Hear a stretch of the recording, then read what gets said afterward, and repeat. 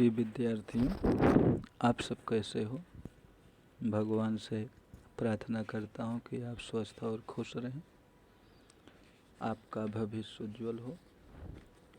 बच्चों, second semester lesson 11 पद है, जिसके रचयिता कबीर दास जी हैं। तो एक मुक्तक, ये मुक्तक है, कबीर के पद मुक्तक। तो 2 पद हैं, तो आपको केयरफुल होकर के कवि के बारे में समझना है, सुनना है, शब्दार्थ सुनना है, और दोनों पद का भावार्थ बताते हैं, वो केयरफुल होकर के सुनना है, ध्यानपूर्वक सुनना है। तो कबीर के कबीरदास कवि परिचय केयरफुल सुनिएगा। कबीर के जीवन के बारे में अनेक जनश्रुतियाँ प्रचलित हैं। कबीर के जीवन के बारे में अनेक जनश्रुतियाँ प्रचलित हैं, अनेक लोगों के विचार हैं। कहा जाता है कि उनका जन्म विधवा ब्राह्मणी के गर्भ से हुआ था, जिसने लोक लाज के भय से उन्हें त्याग दिया था। उनका पालन पोषण नीरू और नीमा नामक जुलाहा दंपति ने किया था। जुलाहा यानी वीवर।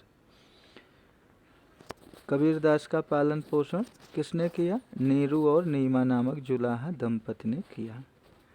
कबीर ने विधिवत शिक्षा नहीं पाई थी, परंतु पर्यटन, सत्संग तथा जीवन अनुभव से ज्ञान प्राप्त किया था।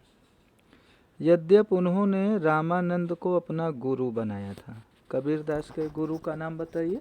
रामानंद। किंतु कबीर के राम रामानंद के राम नहीं है।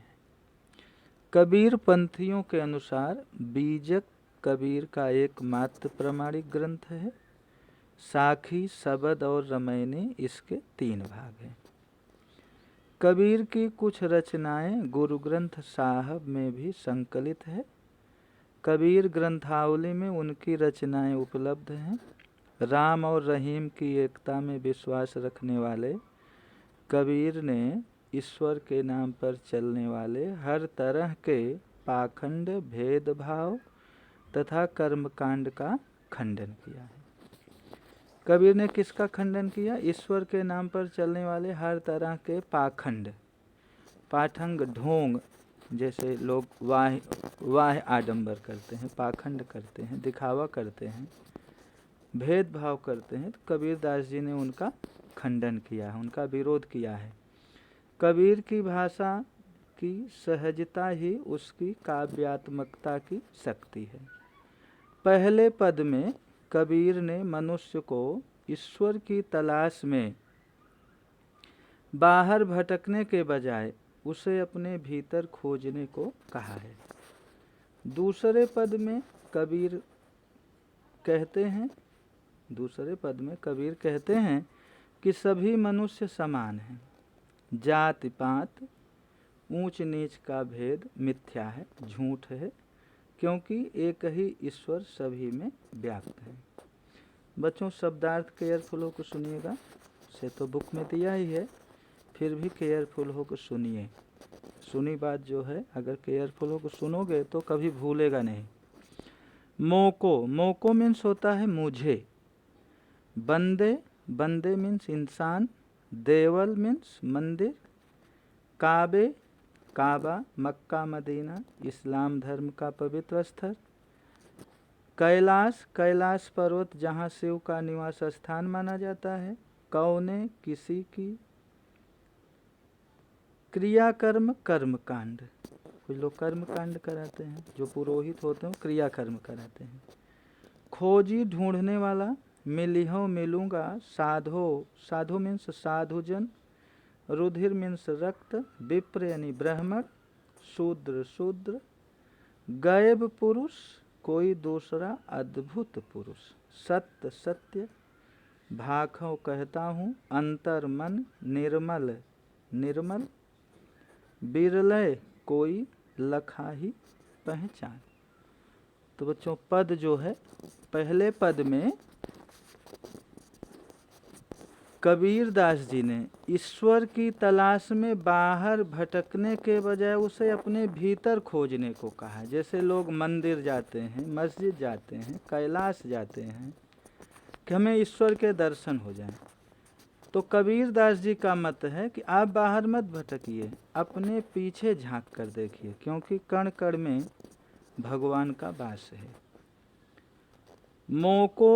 मोको कहाँ ढूंढे बंदे, मैं तो तेरे पास में, ना मैं देवल ना मैं मस्जिद ना काबे कैलाश में, ना तो कौने क्रिया कर्म में नहीं योग बैराग में, खोजी होए तो तुरते मिलिहों पल भर की तलाश में, कहें कबीर सुनो भाई साधो सब श्वासों की श्वास में।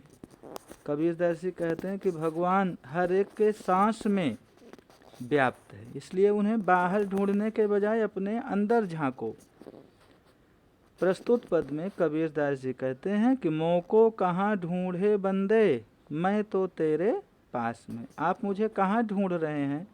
मैं तो तेरे पास में हूँ, तेरे नज़दीक हूँ, तेरे सांस में हूँ।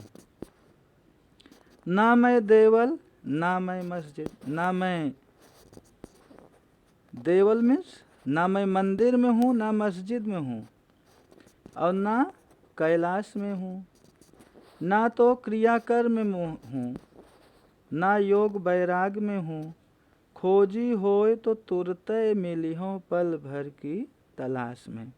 अगर आप मुझे ढूंढने वाला कोई हो तो मैं पल भर में जो है आपसे आपका दर्शन दे सकता हूँ, आपको दर्शन दे सकता हूँ। कहे कबीर सुनो भाई साधो सब श्वासों की श्वास में। कबीर दास जी कहते हैं कि हे साधो, हे साधुजन सुनिए, भगवान हर एक के सांस में व्याप्त हैं, इसलिए उन्हें बाहर ढूंढने के बजाय अपने भीतर देखना चाहिए। अगर आपको आत्मज्ञान है तो आप भगवान के दर्शन रोज कर सकते हैं। उन्हें बाहर ढूंढने के बजाय आपके अंदर हैं, आप आत्मज्ञान के माध्यम से भगवान के दर्शन कर सकते हैं। पद दूसरा, साधो एक रूप सब माही, अपने मन विचार कै देखो और दूसरो नाही, एक त्वचा रुधिर पुनि एक विप्र शूद्र के माही, कहीं नारी कहीं नर होई बोले गैब पुरुष वह नाही, शब्द पुकार सत्यमय भाखो अंतर राखो नाही, कहे कबीर ज्ञान जेहि निर्मल बिरलय ताहि लखाही। प्रस्तुत पद में कबीर दास जी जो समाज में जाति पाति है, ऊंच नीच है, ऊंच नीच का जो भेदभाव है, जाति पाति का भेदभाव है, इनके बारे में पद के माध्यम से कि समाज में किसी प्रकार का भेदभाव नहीं होना चाहिए, ना ऊंच नीच, ना जाति पात, ना अमीरी गरीबी, सभी जो है समान है। तो प्रस्तुत पद में कबीर दास जी कहते हैं कि साधो एक रूप सब माही। हे साधो, हे साधुजन, सभी एक रूप हैं, सभी समान हैं, अपने मन ही विचार कर देखो दूसरो नाही। अपने मन में विचारो, अपने मन में सोचो कि सब समान हैं, इसमें कोई गैर नहीं है।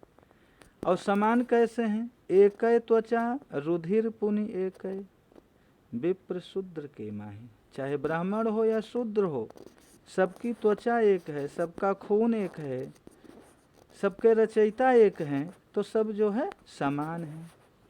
कहीं नारी कहीं नर होई बोले गैब पुरुष वह नाही। चाहे नारी हो चाहे नर हो, सब जो है एक पुरुष है, कोई अद्भुत पुरुष नहीं है।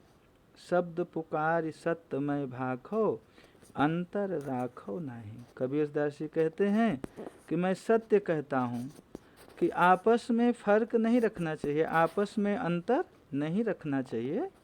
कहे कबीर ज्ञान जेहि निर्मल बिरले ताहि लखाही। कबीर दास जी कहते हैं कि जिनमें निर्मल ज्ञान है, वे जो है एक तरीके सबकी पहचान करते हैं। तो बच्चों आपका होमवर्क रहेगा कबीरदास का जीवन परिचय और जो 2 पद है इसका भावार्थ फेयर नोटबुक में लिखना है, शब्दार्थ टिप्पणी भी लिखना है और एग्जाम में इसी से रिलेटेड क्वेश्चन आएंगे। बाकी जो है नेक्स्ट वीडियो में आपको प्रश्नोत्तर स्वाध्याय अभ्यास का भेजेंगे। Thank you.